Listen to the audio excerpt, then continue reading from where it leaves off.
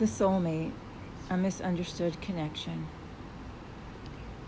That second chance started our 2-year, 2-month journey together, during which time I came to know that he and I are soulmates. We are part of the same soul family and have been together in many, many, many incarnations. Soulmates are not the romantic Hollywood fairy tale we are programmed to believe. Soulmates can be quite the opposite. They can come with a lot of triggers and therefore a lot of work. We incarnate in soul groups or families, so we have many soulmates, not just one. Soulmates aren't always forever either, like we are programmed to believe. Soulmates can come into our lives for a fleeting moment to help us learn a quick lesson. Sometimes they stay for a long period of time to be a huge catalyst in our growth. They provide the triggers to let us see where we need to heal, and then when there's no more growing to do with that being, the relationship changes. But even if the soulmate relationship changes in the incarnation, the connection to the soul family never dies. The form or container might change. In other words, you might go from lovers to friends, but does that mean the love changes or goes away? No. Love never dies. Back in the fire. We had a bumpy ride together from the beginning, which is common with soulmates. I was back on the emotional roller coaster. However, I didn't lose myself entirely like I have in past soulmate relationships. I told him right from the start that I wasn't your typical girl and this wouldn't be your typical relationship. I told him, I know who I am and what my divine purpose is, and I intend to follow it until the day I die. My purpose is the most important thing to me over a man or relationship. If we could be in harmony together and flow together, great, but it was going to be anything but normal. I didn't scare him off with that declaration. That was a good sign. Still, deep embedded patterns are hard to break. As I began to get comfortable with him, I drifted down the road towards losing myself again. He told me he would take care of me, pay my rent, and support me while I pursued my divine purpose. How nice would that be? Being the sole breadwinner and provider as a single mother, his declaration was a welcome change. This is what I had asked for, and the universe delivered. So I said, okay. I was falling into the same pattern again without even knowing it, mentally projecting him as my knight in shining armor who was going to sweep me off my feet and save me. And in a way he did. In the beginning, he was wonderful to me. I kept thinking, wow, is this man for real? He embodies the masculine and feminine energies. He is so sensitive and sweet and kind and just wants to nurture and take care of me. Yet he is fiercely strong and protective of me. I felt safe with him. Me, not so much. I was pretty tough on him from the start.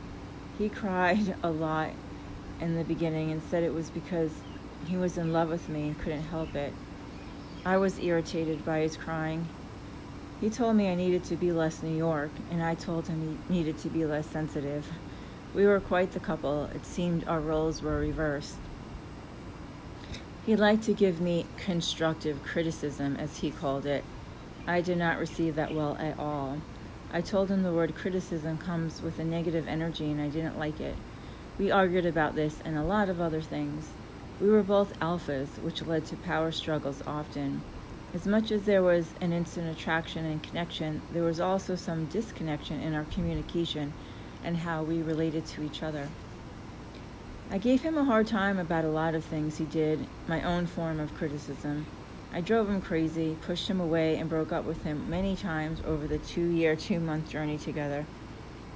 He told me I crushed his soul, but no matter what, he came back, even after he met Tsunami Soul Fire. I was still working on controlling the storm, apparently. Hey, that's gotta say something. Was I testing him, or was I sensing something else? He loved me, and I knew it. I felt his presence and his solidity. He was my rock, literally. The Sea Maiden. The summer before I moved to Hawaii, I had a spiritual session on the beach on Fire Island with Sita. Sita is a high-dimensional being and Pure Channel, who's my sister, brother, spiritual guide. We're part of the same soul family and have been together in many lifetimes, usually as brothers and seekers of the light. My guides told me she, or he, is the only one I listen to, hence the reason he or she incarnates with me. During that session, one of my many incarnations was revealed to me, the Sea Maiden. I came to know why the sea was so meaningful to me and why I had such a profound and deep connection with it. You were the wise one, Spirit said, the wise Sea Maiden, found perched on a rock, bathing in the sun. When the ships would come in and gather around, you would bring yourself up to the surface of this rock to radiate the wisdom of your heart's knowing to the seamen, to give a blessing. You would deliver divine love energy out to gather in their hearts and to bring to the mainland. They would look at this as a great gift delivered from the gods above. Wait for it. This might be hard to swallow, but I came to learn that my beloved was that rock. I mean, wow, he was the literal rock that I perched upon. My Capricorn Earth beloved helped me, the emotional Pisces water, overcome so many insecurities, wounds, and fears in our relationship. He was my rock and security. I felt safe and loved by him, which allowed me to speak up for myself and set healthy boundaries without being scared he would leave me. And as much as I pushed him away, he never abandoned me. If it wasn't for his enduring love and devotion, I would never have healed the last major deep-seated wound. Part of me was still looking for love and wholeness externally.